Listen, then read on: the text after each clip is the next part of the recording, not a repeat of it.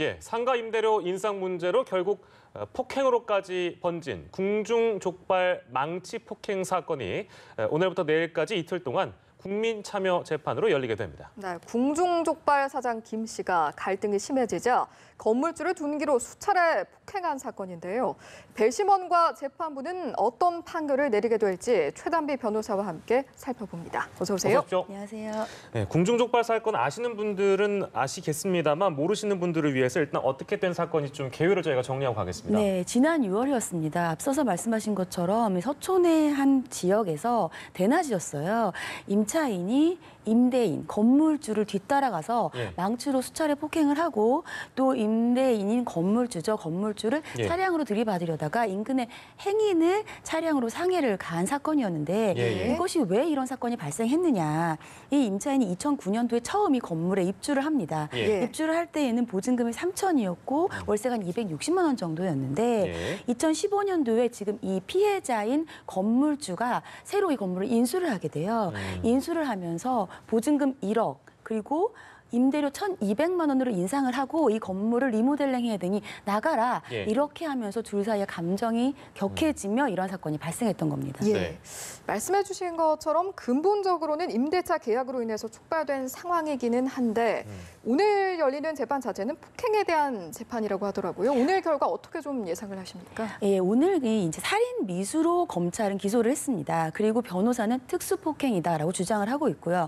오늘 이 재판이 열렸을 때 처음으로 검사가 했던 얘기가 이 사건은 임대차 아니면 임차인, 불리한 임차인과 관련된 내용이 아니다.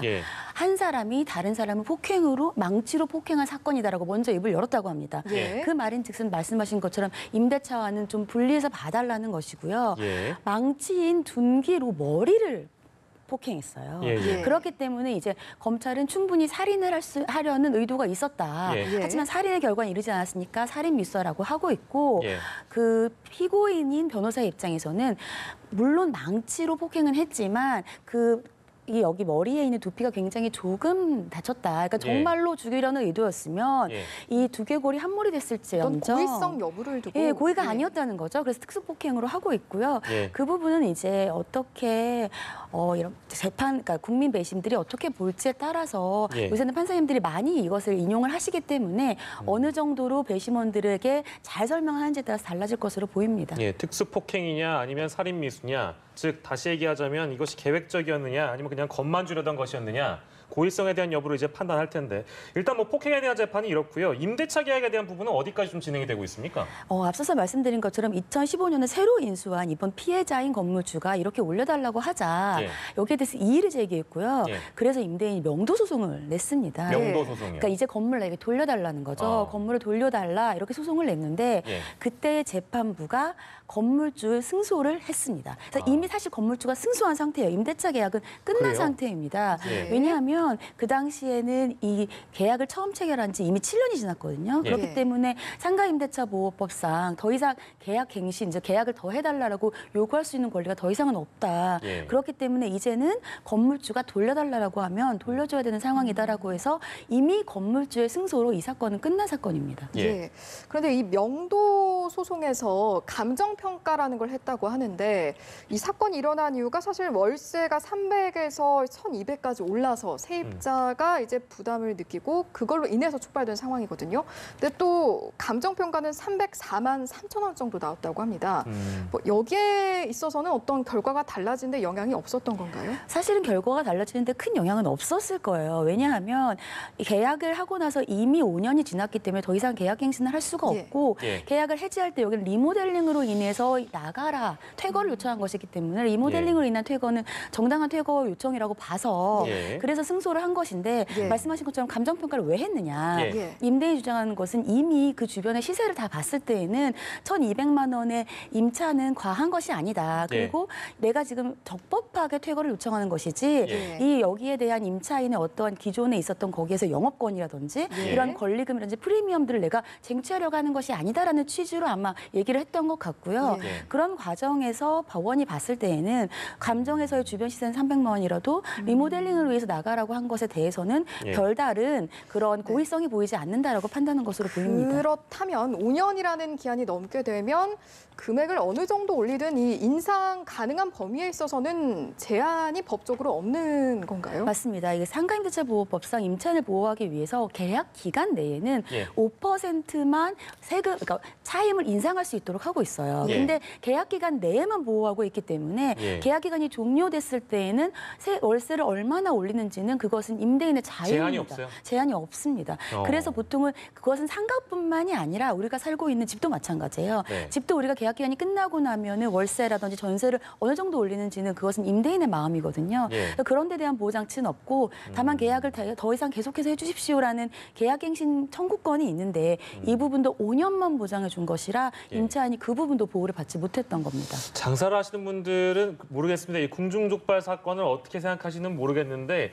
약간 입장이 다를 수도 있을 것 같고 지금 이제 이 임대차 관련된 계약 이 사건은 승소로 끝나기 때문에 이걸 건물주의 횡포다 이렇게 얘기할 수는 또 없는 일인 것 같아서 일단 좋습니다. 그럼 상인들은 건물을 임대할 때 어떤 부분을 좀 확인을 하고 들어가야 될까요? 사실은 이 상가의 임차인들이 그동안에는 많이 보호를 못 받았어요. 그래서 계속해서 상가임대차보호법의 개정의 논의가 있었고 네. 그래서 얼마 전에 바뀌어서는 권리금도 이제 인정해주게 됐죠. 네. 그런데 아직까지도 예를 들자면 상가를 들어갈 때에는 인테리어도 하고 장기간 내가 여기에서 장사를 예. 할 것이라고 생각한단 말이죠. 그럼요. 투자금이 많기 때문에 이것을 보호해줘야 된다. 그래서 이번에 개정안이 새로 논의되고 있는 것이 예. 계약기행 신청구권 계약을 계속 해달라고 요청하는 권리가 지금은 5년인데 예. 이것을 10년으로 올리자, 더 넓게 하자라는 논의들이 되고 있고요. 예. 지금 아직은 법이 제정되기 전이기 때문에 예. 임차인으로서는 어쩔 수 없이 좀 월세 같은 것들을 조정하더라도 처음 계약을 하실 때 예. 계약 기간을 좀 장기간 어떻게 합의를 하면서 계약을 하는 것이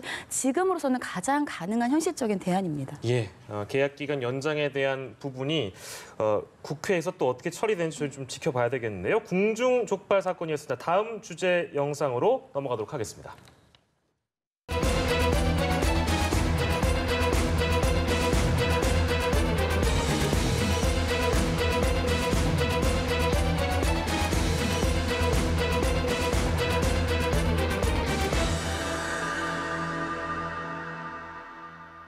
네, 영상으로 보신 것처럼 의료진에 대한 폭행 문제 요즘 계속해서 이제 논란이 됐었는데 오늘 이와 관련해서 경찰청에서 간담회가 열렸다고 하거든요. 네. 좀 이와 관련한 대책이 충분히 마련이 됐나요? 네, 오늘 간담회에서 마련된 대책에 대한 발표를 보면은요. 예. 먼저 응급실 내에서 일어난 폭행에 대해서 굉장히 엄중 처벌을 하겠다는 겁니다. 예. 그래서 기존에는 다른 법으로 처벌이 되었던 것을 이제는 공무집행방해. 사실은 의사이기 때문에 그것이 공무라고 이제까지 인정되지 않았는데 예. 공무집행방해 정도로까지 엄중 처벌하겠다. 그리고 만약에 경찰이 출동을 했는데도 여전히 난동을 부리고 있다라고 한다면 테이저건까지 이용해서 진압을 하겠다는 거고요. 예. 거기에다가 사실은 불구속 수사의 원칙이지 않습니까? 예. 하지만 이렇게 응급실 내에서의 폭행 같은 경우에는 네. 그 안에서의 여러 가지 의료진이라든지 의료진뿐만이 아니라 거기 치료받고 있는 환자들 같은 경우에 목숨에 총각이 왔다 갔다 하는 그럼요. 그렇죠. 엄청난 손해를 입힐 수 있기 때문에 예. 구속 수사 원칙으로 하겠다 이런 엄중 처벌을 오늘 발표했습니다. 그 일반으로 그러니까 현행법상 폭행으로 처벌받는 것과 방금 말씀하신 좀 강화된 대책이 있다면 공무집행방해로 엄중하게 처벌하겠다는 건데 그 차이가 좀 큽니까? 어떻습니까? 큽니다. 사실은 지금도 응급의료에 관한 법률이 있어요. 여기에 따라서 응급의료 종사자가 응급 환자에 대해서 진료를 하는데 폭행을 당했다라고 하면 예. 5년 이하의 징역으로 좀 강하게 처벌은 하고 있어요. 일반 폭행보다는 강하게 처벌하지만 예, 예. 그것이 요건이 좀 까다롭습니다. 그렇기 예. 때문에 이 요건을 적용 못 받으면 일반 폭행이 돼야 되는데 예, 요건이라면 어떤 게 있습니까? 응급의료 종사자야 되고 일단 예. 응급의료 환자를 진료 중에 있어야 됩니다. 진료 중에 그런데 있어야 되고요. 예를 들자고 한다면은 뭐 우리가 그때 봤을 때 119 소방관 같은 경우에 앰뷸런스를 타고 가는 과정에서 이런 일이 문제 발생했을 때 과연 네. 이 법을 적용받을 수 있는 상황인가를 또 봐야 되잖아요. 그러니까 그렇지 않으려면 폭행인데 예. 폭행죄는 일단 2년 이하의 징역으로 처벌 자체도 약하지만 반의사불벌죄라서 또 처벌을 원하지 않으면 처벌이 되지 않고 사실상 거의 벌금으로 처벌받기 때문에 예. 손방망이 처벌이라는 문제점이 계속 지적되고 있었습니다. 예. 네. 그런데 사실 이제 2016년에도 의료진 폭행 협박에 대해서 뭐 5년 이하의 징역 또는 2천만 원 이하 벌금 물도록 법이 개정되기도 했지만 최근까지 의료진에 대한 폭행 문제 계속해서 좀 증가 추세를 오히려 보였다고 하거든요. 이번 대안책으로는 좀 이런 자주 증가하는 이런 추세가 좀 무마될 수 있을 거라고 보시는지. 그래서 아까 이제 엄중 처벌 이외에도 예방에 대한 대책들을 내놨는데요. 첫 예. 번째는 경찰의 순찰 경로에 응급실을 추가를 합니다. 이 추가를 한다는 이유는 예. 순찰 경로가 있기 때문에 탄력 순찰을 하면서 신속히 출동할 수 있고 초동 대처를 할 수 있게 한다는 거죠. 네. 그리고 두 번째로는 주치자와 관련돼서 이런 폭행들이 많이 일었었기 때문에 주치자에 대해서 센터를 확대를 하고 또 정신질환자에 관련된 치료 연계를 하겠다. 그리고 앞서서 말씀드린 것처럼 예. 적극적으로 대응하면서 응급실에서 어떤 수사를 요청을 하면 적극적으로 수사에 협조하고 그 응급실 내에서 예를 들면 비상벨이라든지 이런 예. 보안을 강화하겠다라고 대책을 발표했습니다. 예, 응급실 폭행과 관련된 이슈였고요. 엄중 처벌한다는 이야기까지 나눠봤습니다. 두 번째 주제였고요. 마지막 주제 영상 만나보겠습니다.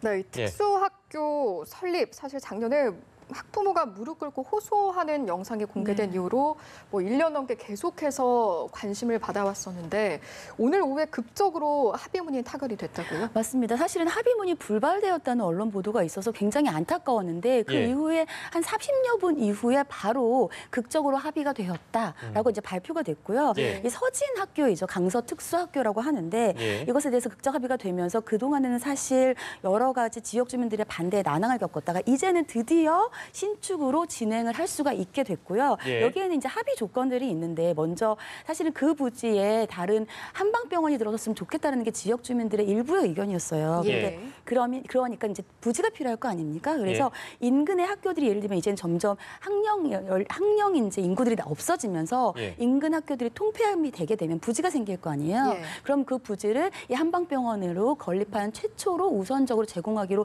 합의를 했고요. 예. 그리고 거기가 이제 공진초등학교의 부지인데 예. 이 공진초등학교 기존의 교사동들이 있습니다. 근데 이 기존 교사동들을 그러면 주민들의 복합 문화시설로 예. 제공을 하겠다. 새로 이제 건축이라든지 리모델링을 통해서 제공을 하겠다. 예. 그리고 강서 특수학교잖아요. 예, 그렇기 예. 때문에 특수학교는 꼭 그 지역에 있는 학생들만 오는 건 아니거든요. 네. 하지만 강서 지역 주민들의 아이들을 우선적으로 배정을 하겠다. 이렇게 조건으로 합의를 했습니다. 합의문은 저도 개괄적으로 만나봤습니다만 궁금한 게 그러면 그 일부 주민들 또 그리고 김성태 의원이 줄곧 주장했던 국립한방의료원 이거 있잖아요. 이 네. 얘기는 없나요? 그러면 어떻게 된 건가요? 그래서 이 부지를 예. 이제 이 학교를 인근 통폐합을 해서 새로 생기는 최초의 부지. 그러니까 이제 예. 교육청에서 이거를 쓰기로 했으니까 예. 교육청에서 갖고 있는 부지들이 있을 거 아니에요. 학교 네네네. 부지들. 이것이 아. 새로 생기면 이 부지에 그 주민들이 원하고 김성태 의원이 주장했던 예. 한방병원을 처음으로 들어갈 수 있게 예. 배려를 하겠다라고 합의한 겁니다. 예, 그럼 저희가 이제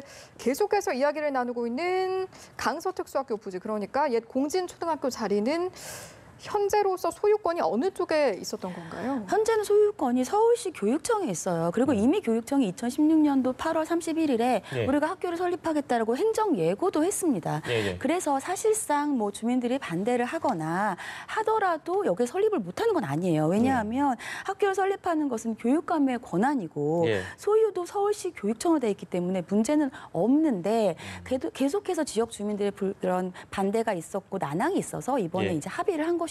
예. 사실 극적인 합의를 해서 굉장히 반가운 마음도 있지만 예. 일부에서는 사실은 이렇게 그런 특수학교를 설립하는 데 있어서 지역구 국회의원이라든지 이런 예. 지역 주민들과 반드시 합의할 필요는 없는데 이것이 오히려 예. 나쁜 선례를 만든 것이 아니냐라는 뭐 문제 제기도 있습니다. 네, 좋습니다. 근데 반대 이유 중에 하나가 땅값이 떨어진다. 뭐 노골적이긴 합니다만 땅값이 떨어진다는 거 아니겠어요? 그럼 실제 특수학교라는 게 설립이 되면 땅값에 영향을 주기도 하는가? 이게 좀 의문이긴 하네요. 아닙니다. 이 통계 발표가 있는데요. 예. 2006년부터 2016년까지의 특수학교 인근에 대해서 땅값을 봤어요. 예. 그런데 특수학교에 인접한 1km 내에 그러면 부지는 어떻게 되었느냐. 가격이 4.34% 올랐는데 예. 그럼 이것보다 훨씬 먼 비인접 지역 같은 경우에는 오히려 4.29. 그러니까 특수학교 인접보다 적게 오른 겁니다. 그렇기 때문에 이 특수학교와 땅값과는 관련이 없다. 그리고 오히려 그 일원동에 미랄학교라고 있어요. 이 미랄학교 같은 경우에 특수학교인데 이 미랄학교를 설립할 때도 이렇게 반대가 많았거든요. 하지만 이 미랄학교에서 1층에 미술관 같은 거 설립하면서 주민들이 오히려 전시회를 열고 서로 상생하고요. 그 주변에 체육관도 주민들이 개방하고 이러면서 오히려 특수학교와 주민들이 상생하는 것이다. 이러한 개념들도 심어주고 있습니다. 네, 합의가 됐다고 하니 참 다행입니다. 다양한 이슈도 오늘 최단비 변호사와 이야기 나눠봤습니다. 오늘 고맙습니다. 고맙습니다.